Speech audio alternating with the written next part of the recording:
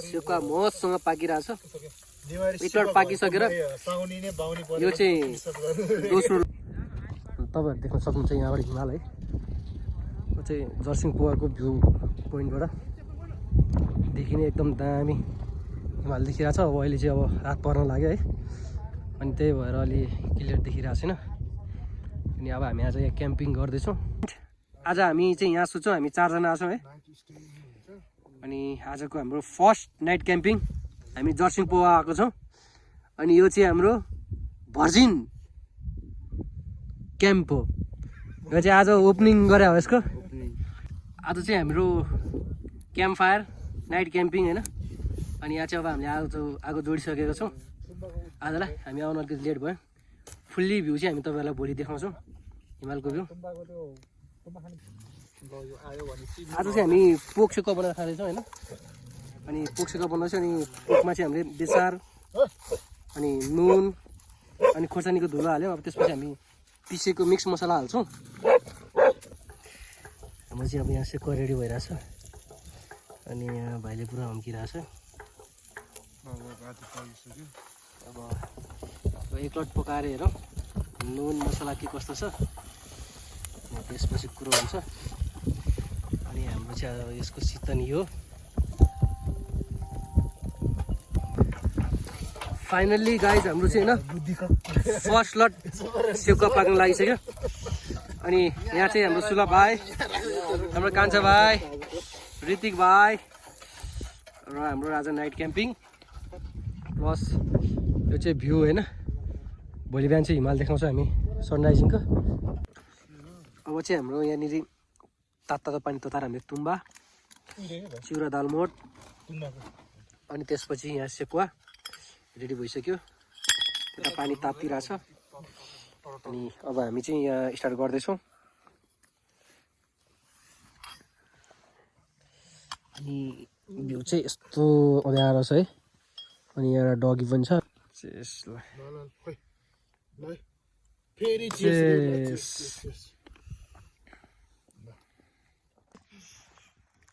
हाम्रो चाहिँ अब यहाँ तुम्बा जाडोमा तातो पानी तताएर तुम्बा खाँदैछौँ।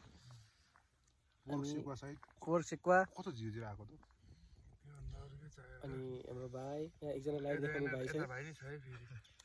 हाम्रो पहाडी चाहिँ आगो भइरहेछ। हाम्रो चाहिँ तुम्बा यहाँ कान्छा भाइले तान्दैछ। यहाँ चाहिँ मेरो होइन।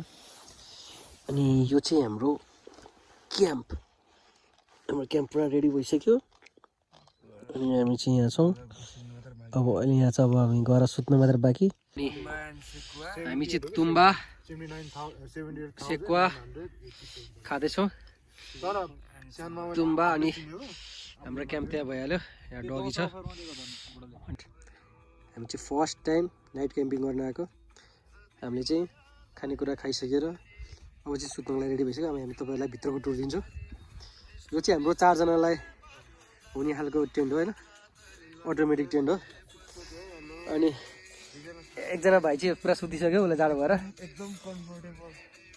अनि छ हामी यहाँ अब 3-4 जनाको टेन्ट हो। अनि यो चाहिँ टेन्ट हाम्रो। अब हामी यहाँ 4 जना चाहिँ यहाँ सुत्दैछौँ। हाम्रो टेन्ट अब बिहानको भ्यू हामी तपाईँहरूलाई देखाउनेछौँ।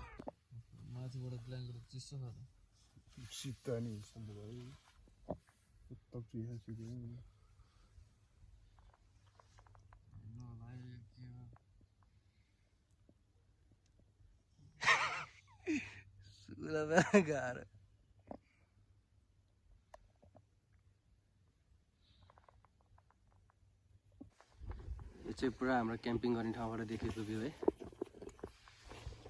मस्त देख्न सक्नुहुन्छ।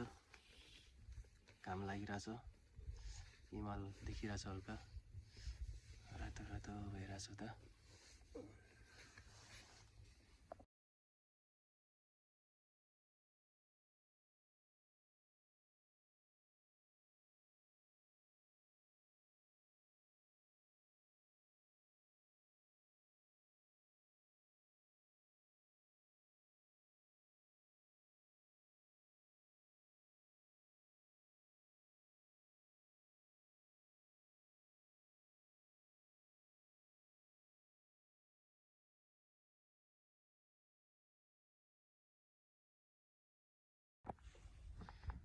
तपाईँहरूलाई हामी सनराइजिङ देखाइरहेको छौँ होइन दामी भ्यू छ दामी पुरा तल बादल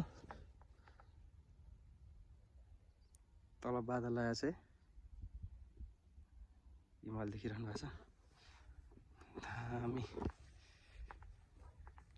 दामी दामी मस्त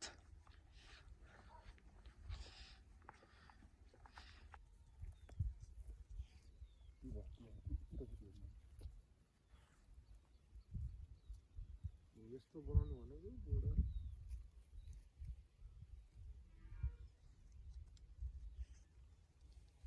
घाम उदाएसँगै हिमालहरू टल्किन लागेको छन् आकाश पनि छ्याङ्ग छ हल्का बादल छ हिमालहरू टल्किया छन् हल्का धेरै यो छैन अनि त्यसपछि सनराइजिङको टाइम तल बादल छ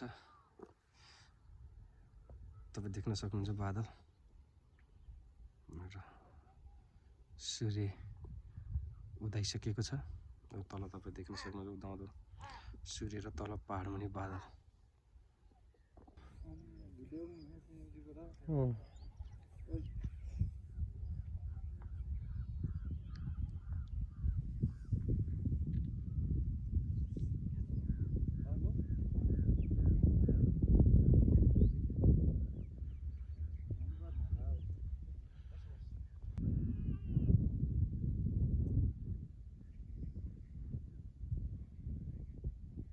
होइन हाम्रो चाहिँ राति यहीँनिर क्याम्पिङ भयो अब हल्का पार्टी साटी हानेर अनि कस्तो फिल भयो कान्छा भाइ आजको हाम्रो फर्स्ट क्याम्पिङ खतरनाक जो सोचेको जति जाडो भएन जोस अन्यले काम दियो ठाउँ पनि बवाले छ त्यही हो भिडियो हेरिरहनु त्यही भन्न चाहन्छु बवाले राति हल्का कुकुरको चाहिँ समस्या थियो 4-5 कुकुर आएर हल्का निन्द सुत्न चाहिँ अलिकति डिस्टर्ब भएको थियो नत्र बवाले सुत्न चाहिँ मजा आएको थियो डाँडा पाखामा कुकुर भने स्वाभाविक हो यहाँ चाहिँ भर्खर 3टा जो सेक्युरिटी गरिरहेको थियो हाम्रो रातभरि पछाडिको भ्यू तपाईँ देख्न सक्नुहुन्छ पुरा हिमाल देखिरहेको छ है मसँग अनि हामी चाहिँ अब यो जाने तर्खरमा टेन्टलाई हामी हल्का सुकाउँदैछौँ शीत परेको थियो राति हिउँ खसेको थियो भन्नु न